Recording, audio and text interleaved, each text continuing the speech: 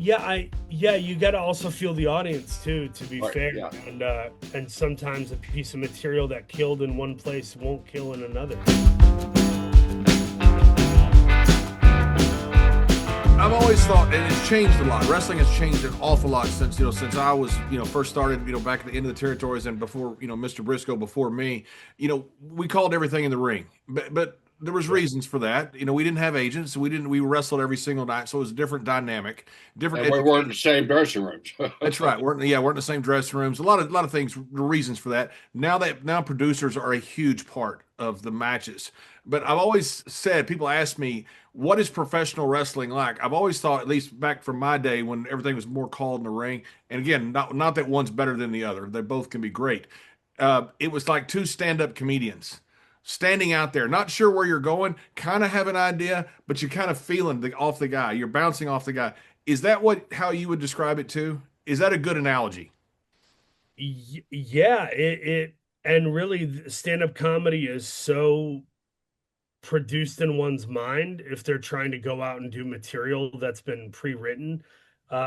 It's actually more like improvisational theater, the improv comedy that people like Bill Murray and Chris Farley came out of.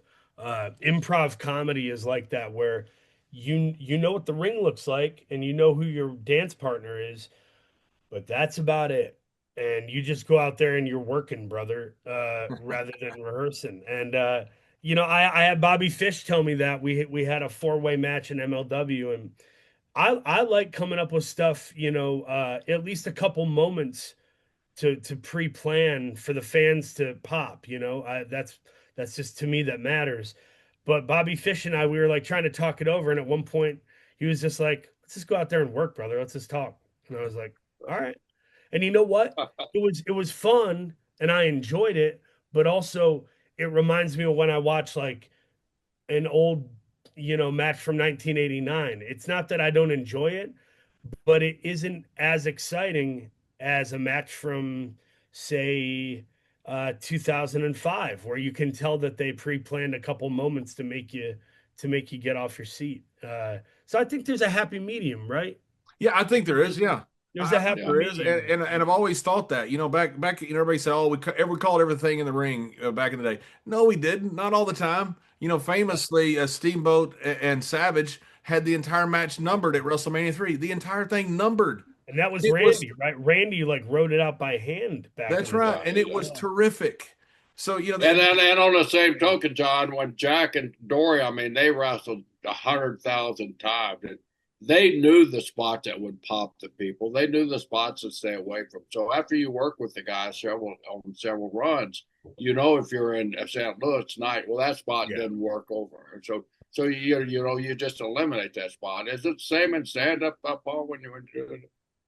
Yeah, you got to also feel the audience too, to be Right. fair. Yeah. And sometimes a piece of material that killed in one place won't kill in another.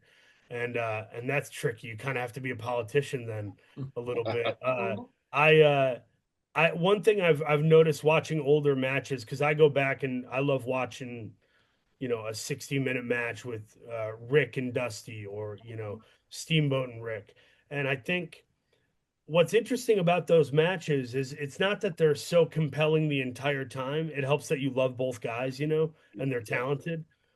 But what happens in the mind of a fan is, if you're watching a 30 to 60-minute match and it's kind of going back and forth and it's not following a formula, you then really have no idea what the finish is. You can predict the finish sometimes based on the ebb and flow. And if Right. you don't know, it's kind of like playing the lottery with your wrestling, where you could hit triple sevens and ding, ding, ding, or lose it all and go, oh, he beat him with an inside cradle. You got to be kidding me. That was 40 minutes. Like there's something exciting about that too.